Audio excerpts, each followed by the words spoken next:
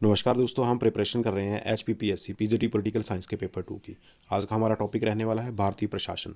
इसमें हम राज्यपाल, मंत्रिमंडल और मुख्यमंत्री से रिलेटेड जो भी क्वेश्चन है डिटेल में डिस्कस करेंगे और वीडियो के अंत में मल्टीपल चॉइस क्वेश्चन भी डिस्कस करेंगे। और हाँ, यदि अभी तक आपने हमारा चैनल सब्सक्राइब नहीं किया तो प्लीज़ चैनल को जरूर सब्सक्राइब कर दें और साथ में नोटिफिकेशन बेल के आइकन को भी प्रेस कर दें ताकि इस तरह की वीडियो की नोटिफिकेशन आपको आगे भी मिलती रहे। तो चलिए जल्दी से जल्दी शुरू करते हैं आज का सेशन। तो सबसे पहले हम डिटेल में डिस्कस करेंगे राज्यपाल, गवर्नर के बारे में। राज्य की कार्यपालिका में राज्यपाल और एक मंत्रिपरिषद होती है। जो राज्य की कार्यपालिका होती है उसमें राज्यपाल और एक मंत्रिपरिषद होती है। संविधान के द्वारा राज्यों में भी संसदीय व्यवस्था की स्थापना की गई है। ये जो संसदीय व्यवस्था है इसकी स्थापना राज्यों में भी की गई है और इस संसदीय व्यवस्था में राज्य की कार्यपालिका का वैधानिक प्रधान राज्यपाल होता है। और जो राज्य की संसदीय व्यवस्था है ना, उसमें राज्य की कार्यपालिका का वैधानिक प्रधान कौन होता है? राज्यपाल।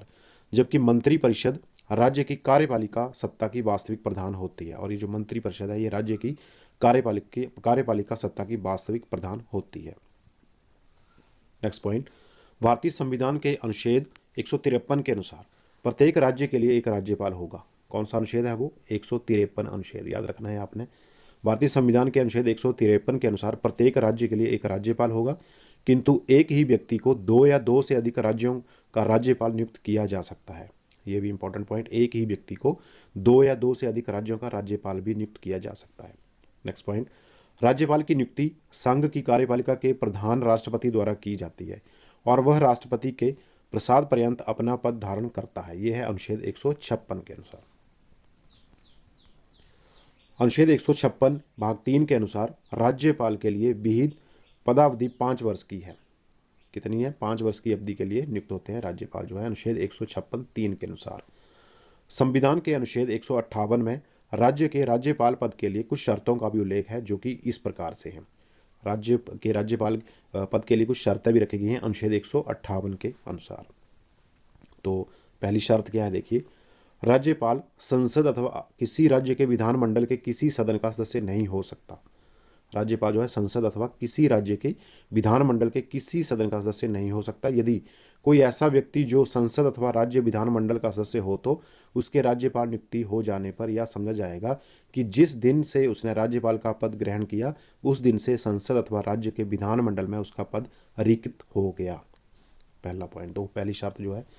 दूसरी शर्त है, राज्यपाल कोई अन्य लाभ का पद धारण नहीं करेगा। तीसरी शर्त, राज्यपाल को निःशुल्क निवास स्थान मिलेगा तथा उसे बेसा वेतन भत्ते, उपलब्धियां तथा विशेषाधिकार प्राप्त होंगे जिन्हें संसद विधि द्वारा निर्धारित किया जाएगा। नेक्स्ट पॉइंट यहां पर दिया गया है, हर गोविंद बनाम रघुकुल में उच्चतम न्यायालय ने निर्णय दिया कि राज्यपाल का पद सरकार के अधीन लाभ का पद नहीं है। यह निर्णय दिया था हर गोविंद बनाम रघुकुल में।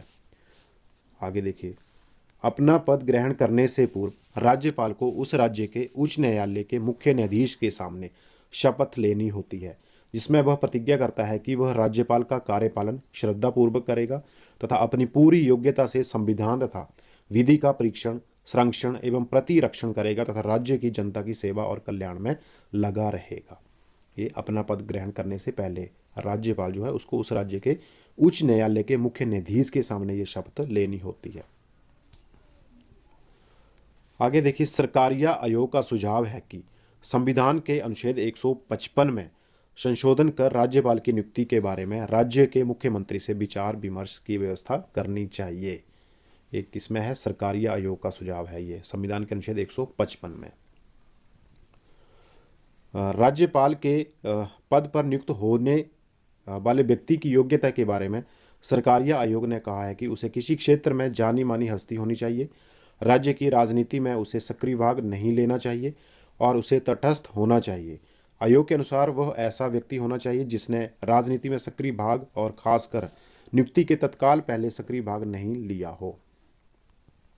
नेक्स्ट पॉइंट यहाँ पर देखिए, संविधान के द्वारा राज्यपाल को पर्याप्त व्यापक शक्तियाँ प्रदान की गई हैं। राज्यों में राज्यपाल की वही स्थिति है जो केंद्र में राष्ट्रपति की, अतः दोनों की शक्तियों में कुछ क्षेत्रों को छोड़कर काफ़ी समानता है।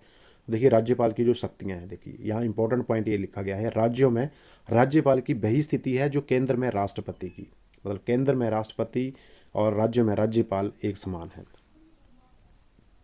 नेक्स्ट देखिए, राज्य की कार्यपालिका शक्ति राज्यपाल में निहित होगी जिसका प्रयोग वह स्वयं या अपने अधीनस्थ पदाधिकारियों द्वारा संपादित करता है। वह मुख्यमंत्री की नियुक्ति करता है तथा उसके परामर्श से अन्य मंत्रियों की नियुक्ति करता है। यह अनुच्छेद 164 भाग 1 में। उच्च न्यायालय के न्यायाधीशों की नियुक्ति के विषय में उससे परामर्श भी लिया जाता है। राज्यपाल की कार्यपालिका शक्तियां राज्य सूची में उल्लेखित विषयों से संबंधित हैं। राज्यपाल की कार्यपालिका शक्तियां जो है वो राज्य सूची में उल्लेखित विषयों में से संबंधित हैं।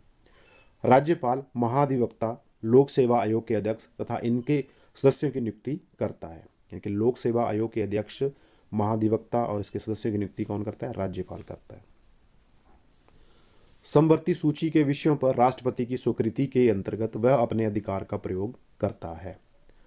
राज्यपाल को मुख्यमंत्री से किसी भी प्रकार की सूचना मांगने का अधिकार है। ये शक्ति है राज्यपाल के पास। राज्य के मुख्यमंत्री का यह कर्तव्य है कि वह राज्यपाल को मंत्रिमंडल के सभी निर्णयों से अवगत करवाए। वह मुख्यमंत्री से किसी मंत्री के व्यक्तिगत निर्णय को संपूर्ण मंत्रिमंडल के समक्ष विचार हेतु रखने के लिए भी कह सकता है। राज्यपाल राज्य की व्यवस्थापिका का एक अविभाज्य अंग होता है। वह व्यवस्थापिका के अधिवेशन बुलाता है और स्थगित करता है। वह व्यवस्थापिका के निम्न सदन को विघटित भी कर सकता है।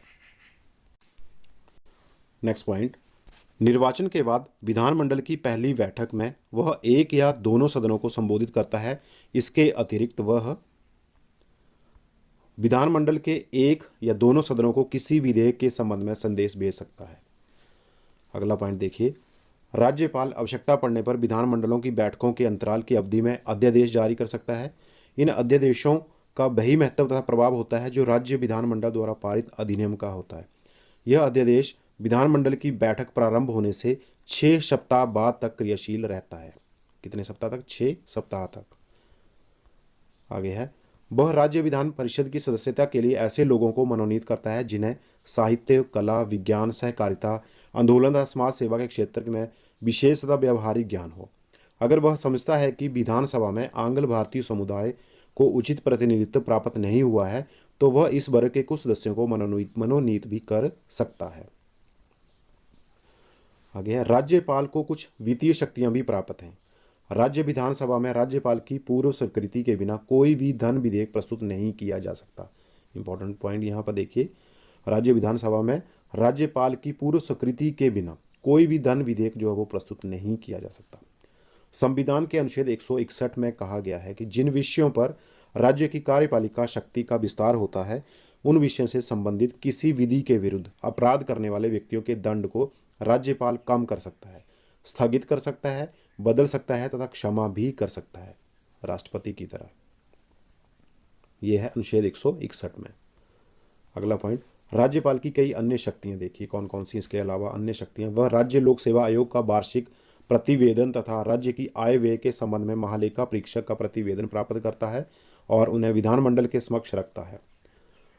अगर वह देखता है कि राज्य का प्रशासन संविधान के अनुसार चलाना संभव नहीं है तो वह राष्ट्रपति को राज्यों में संवैधानिक तंत्र की विफलता के संबंध में सूचना देता है और उसके प्रतिवेदन पर राज्य में राष्ट्रपति शासन जो है वो लागू होता है। संकटकालीन स्थिति में वह राज्य में राष्ट्रपति के अभिकर्ता के रूप में कार्य करता है। अगला पॉइंट, अनुच्छेद 161 के अनुसार राज्यपाल किसी अपराध के लिए दोष सिद्ध किसी व्यक्ति के दंड को क्षमा, प्रविलंबन, विराम, परिहार या लघुकरण करने की शक्ति प्राप्त है। ये अनुच्छेद 161 में राज्यपाल जो है किसी अपराधी की सजा को क्षमा भी कर सकता है, उस पर विराम भी लगा सकता है। आगे देखिए, राज्यपाल की शक्ति उन्हीं दंडों तक सीमित है जिन पर राज्य विधानमंडल को विधि बनाने की शक्ति प्राप्त है। राज्यपाल की स्थिति या भूमिका के संबंध में सामान्यतः 2 परस्पर विरोधी दृष्टिकोण प्रचलित रहे हैं। पहला है, राज्यपाल को राज्य का केवल संवैधानिक अध्यक्ष माना जाता है। जो राज्य है, राज्यपाल को राज्य का केवल संवैधानिक अध्यक्ष। लेकिन द्वितीय में इस बात पर बल दिया गया है कि राज्य के प्रशासन में राज्यपाल की भूमिका एक संवैधानिक अध्यक्ष की अपेक्षा कुछ और अधिक महत्वपूर्ण है। राज्यों में भी संघीय क्षेत्र के समान संसदीय शासन व्यवस्था में मंत्रिपरिषद राज्य की वास्तविक प्रधान है और राज्यपाल केवल संवैधानिक प्रधान है। नेक्स्ट में देखिए, संविधान के अनुच्छेद 163 भाग 1 के अनुसार राज्यपाल से यह आशा की जाती है कि वह अपने कार्यों को स्वविवेक से करे। उन्हें छोड़कर राज्यपाल को अपने कार्यों का निर्वहन करने में सहायता और मंत्रणा देने के लिए एक मंत्रिपरिषद होगी। राज्यपाल को यह स्वविवेकी शक्ति भी है कि वह मंत्रिपरिषद को अपदस्थ कर राष्ट्रपति से सिफारिश करे कि संबंधित राज्य में राष्ट्रपति शासन लागू कर दिया जाए। सामान्य रूप से राज्यपाल मुख्यमंत्री के परामर्श पर विधानसभा का अधिवेशन बुलाता है, किंतु असाधारण परिस्थितियों में राज्यपाल स्वविवेक से भी विधानसभा का अधिवेशन बुला सकता है। यदि राज्यपाल के अनुसार कुछ ऐसे महत्वपूर्ण मामले हैं जिन पर तुरंत विचार किया जाना चाहिए, तो अनुच्छेद 174 के अंतर्गत वह विधानमंडल का अधिवेशन बुलाने हेतु कोई भी तिथि निश्चित कर सकता है।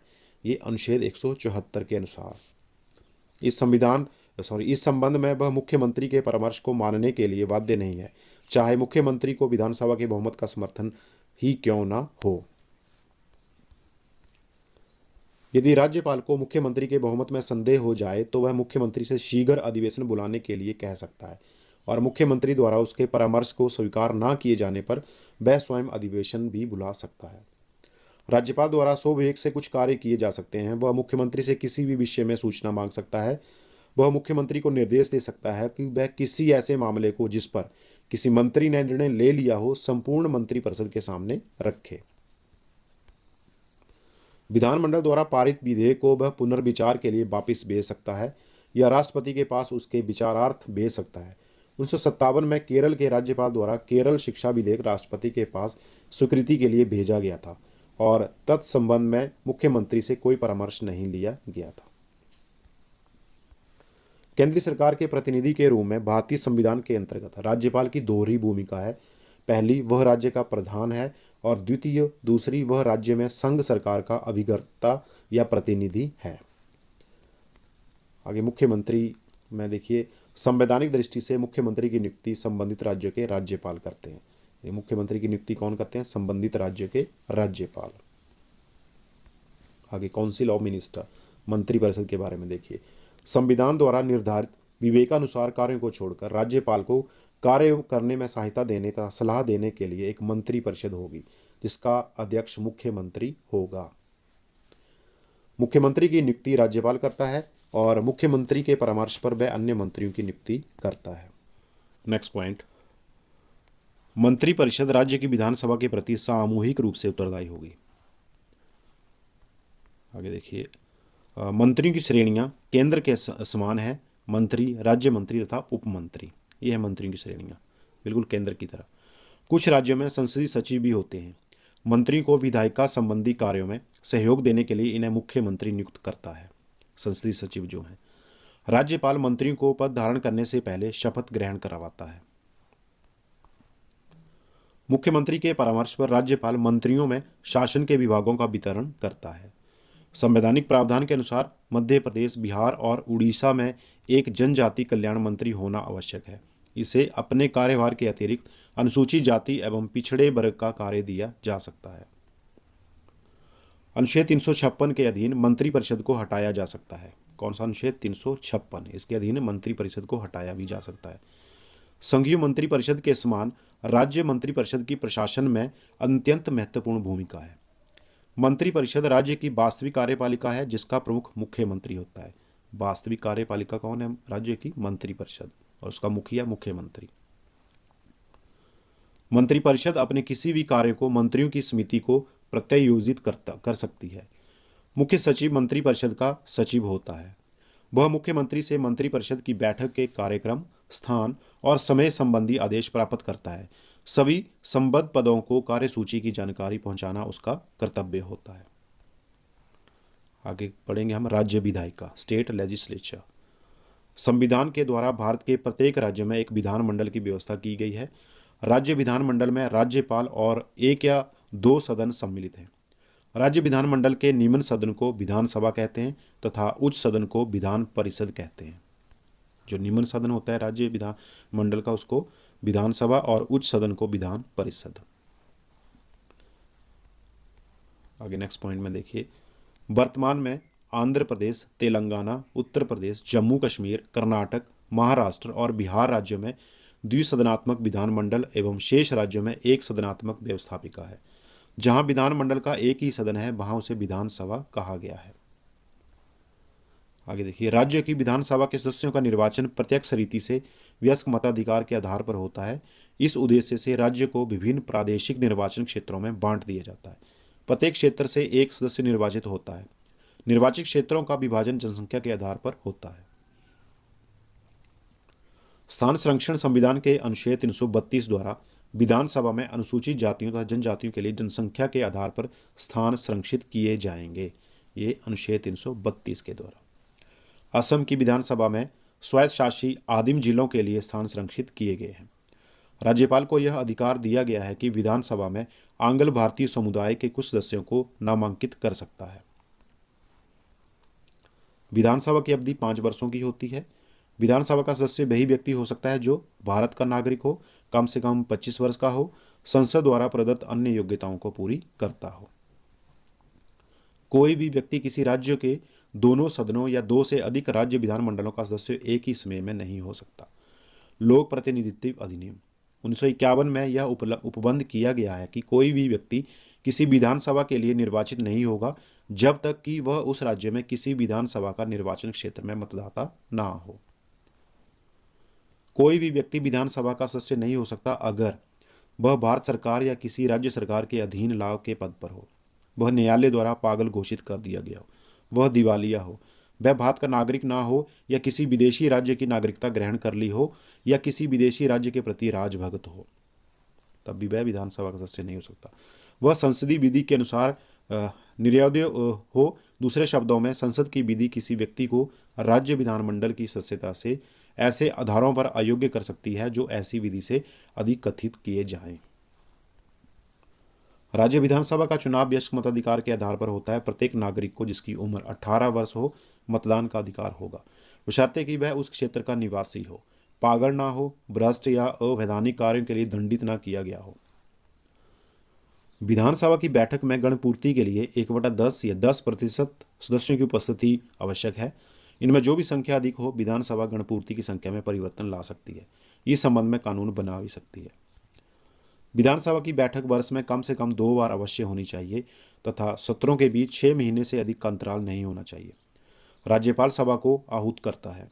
विधानसभा के 2 प्रमुख अधिकारी हैं, अध्यक्ष तथा उपाध्यक्ष। अपनी प्रथम बैठक में ही एक अध्यक्ष तथा उपाध्यक्ष का निर्वाचन करती है।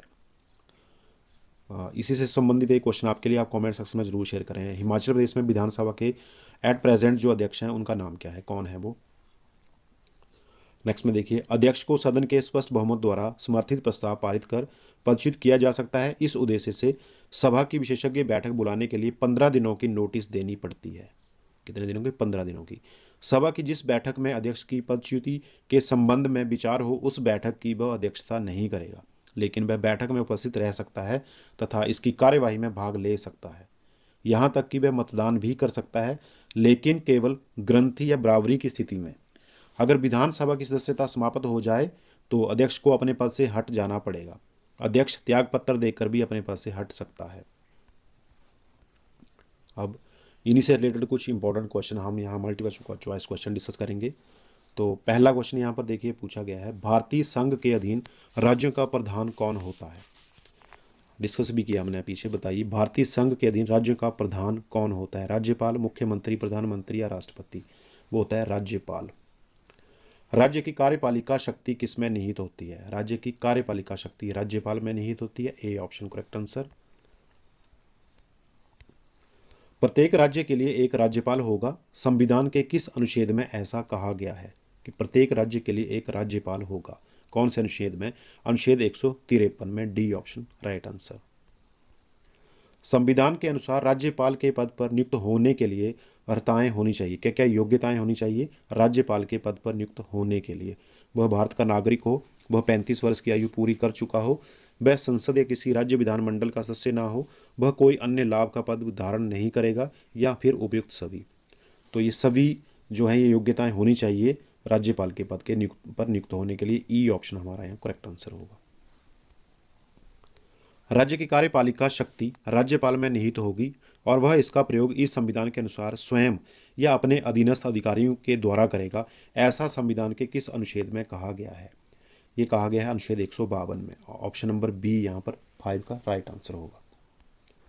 नेक्स्ट में देखिए, राज्य के राज्यपाल को राष्ट्रपति अपने हस्ताक्षर और मुद्रा सहित अधिपत्र द्वारा नियुक्त करेगा। संविधान के किस अनुच्छेद से संबंधित है ये संबंधित है अनुच्छेद 155। डी ऑप्शन हमारा यहाँ पर करेक्ट आंसर होगा सी का। राज्यपाल को पद व गोपनीयता की शपथ कौन दिलाता है? राज्यपाल को उसके पद और गोपनीयता की शपथ कौन दिलाता है? राज्य के उच्च न्यायालय का मुख्य न्यायाधीश। ऑप्शन नंबर सी, राज्य के उच्च न्यायालय का मुख्य न्यायाधीश राज्यपाल को पद व गोपनीयता की शपथ दिलाता है।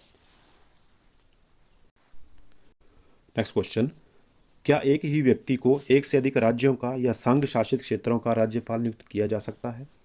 क्या एक ही व्यक्ति को एक से अधिक राज्यों का या संघ शासित क्षेत्रों का राज्यपाल नियुक्त किया जा सकता है? तो नियुक्त किया जा सकता है, हाँ, इसमें राइट आंसर होगा ऑप्शन नंबर ए। राज्यपाल राष्ट्रपति को संबोधित करके अपने हस्ताक्षर सहित लेख द्वारा अपना पद त्याग सकेगा। संविधान के किस अनुच्छेद में ऐसा कहा गया है कि राज्यपाल राष्ट्रपति को संबोधित अपने हस्ताक्षर सहित लेख द्वारा अपना पद त्याग सकेगा? किस अनुच्छेद में ये संविधान के किस अनुच्छेद में ऐसा कहा गया है? ये कहा गया है अनुच्छेद 156 भाग 2 में।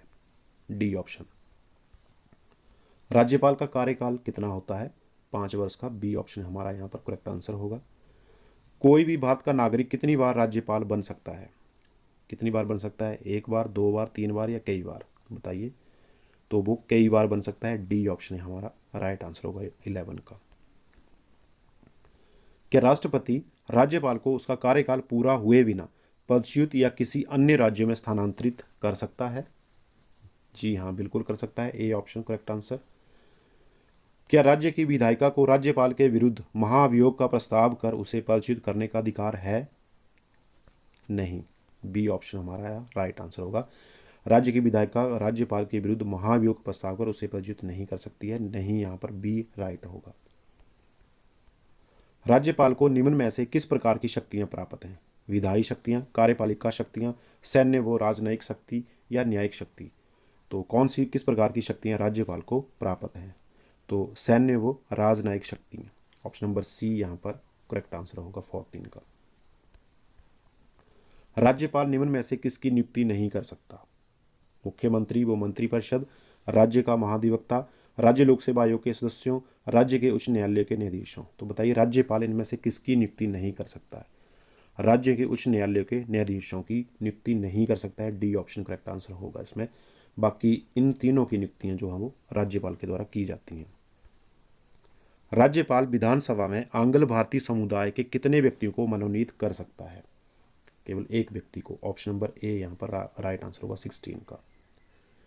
आगे है, राज्यपाल विधान परिषद में अधिक से अधिक कितने सदस्यों को मनोनीत कर सकता है? विधान परिषद में पूछा है कि कितने सदस्यों को मनोनीत कर सकता है।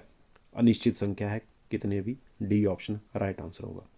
इससे पहले जो पिछला क्वेश्चन था वो क्या था? वो देखिए, वो था राज्य विधानसभा में आंग्ल भारतीय समुदाय के कितने व्यक्तियों को? आंग्ल भारतीय समुदाय के एक। और विधान परिषद में अधिक से अधिक कितने सदस्यों को मनोनीत कर सकता है? अनिश्चित संख्या है यहाँ पर। आगे है, निम्नलिखित में से कौन सा कथन सत्य नहीं है? यहाँ पर 4 कथन दिए गए हैं, राज्यपाल से संबंधित हैं, तो इनमें कौन सा कथन जो है वो गलत है? पहला है, अपने पद से संबंधित कार्यों व कर्तव्यों के संपादन में एकमात्र राज्यपाल सर्वोच्च न्यायालय के प्रति उत्तरदायी होता है। दूसरा, राज्यपाल को ना तो गिरफ्तार किया जा सकता है, ना ही उसके गिरफ्तारी के लिए कार्यवाही की जा सकती है। तीसरा है, राज्यपाल के विरुद्ध कोई भी फौजदारी मुकदमा नहीं चलाया जा सकता है।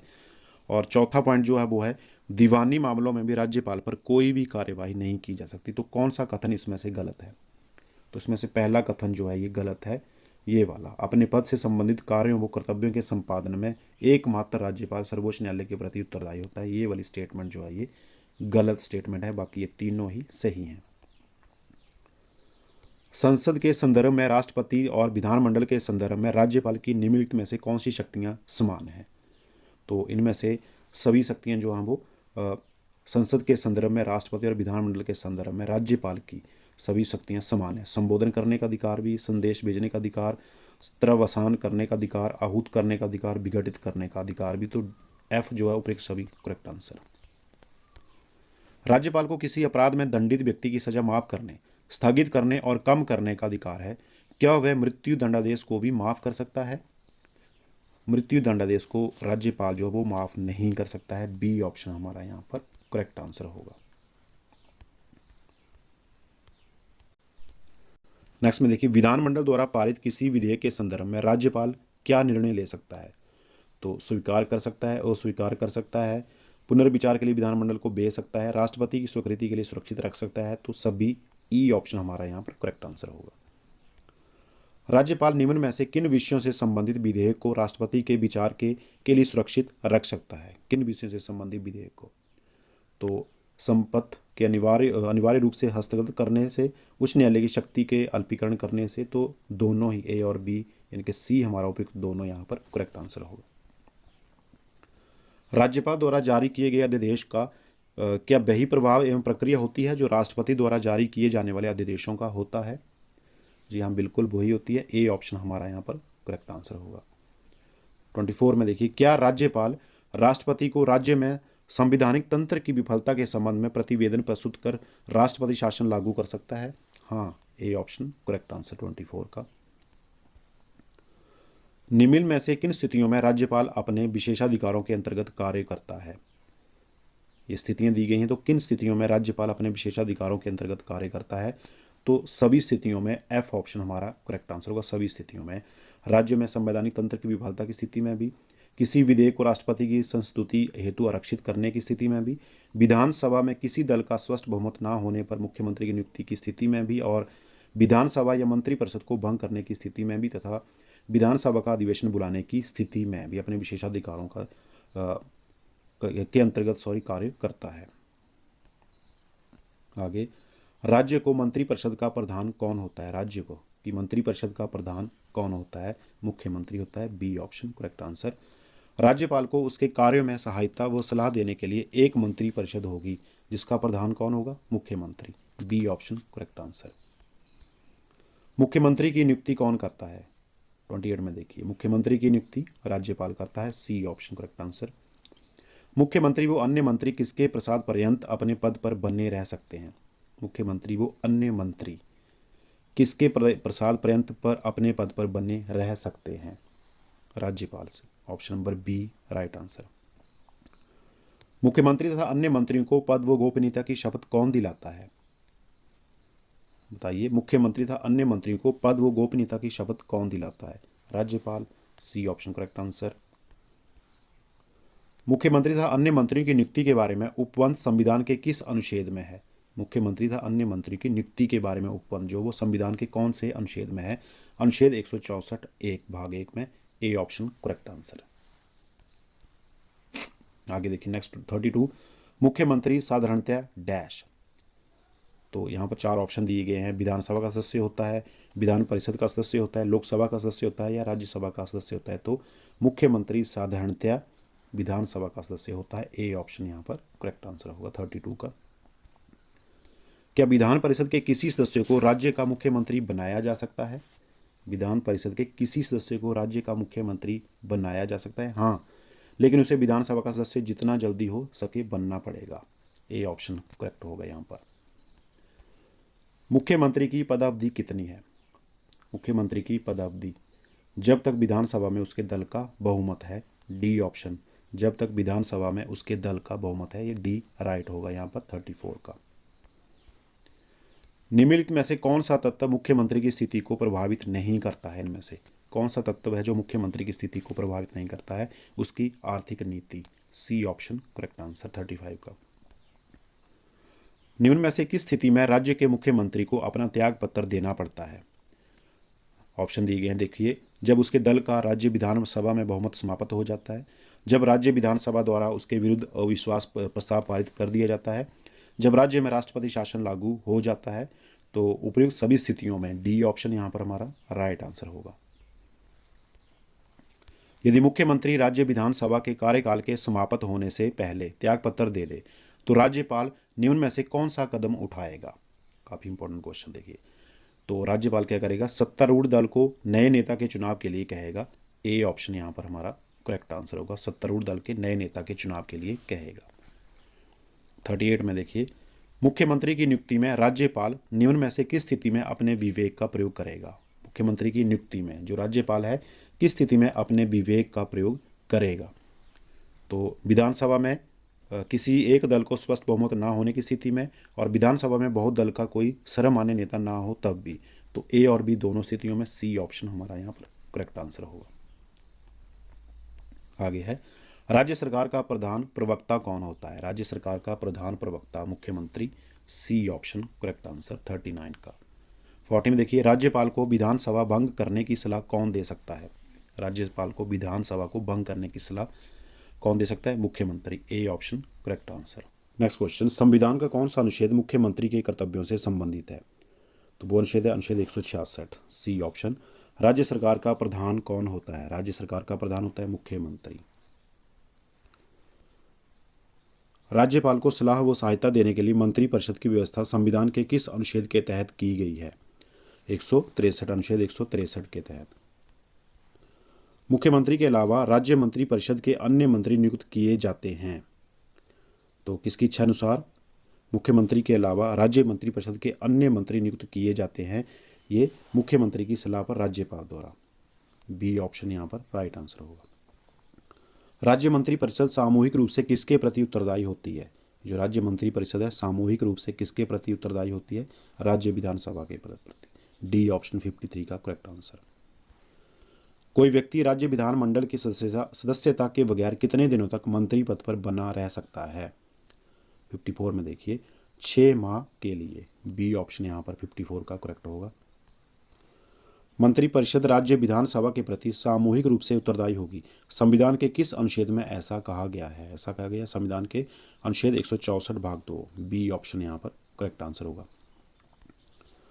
किसी मंत्री द्वारा अपना पद ग्रहण करने से पहले राज्यपाल तीसरी अनुसूची में इस प्रयोजन के लिए दिए गए प्रारूपों के अनुसार उसको पद व गोपनीयता की शपथ दिलाएगा, संविधान के अनुच्छेद डैश से संबंधित है, तो यह संबंधित संविधान के अनुच्छेद 164 भाग 3 के तहत।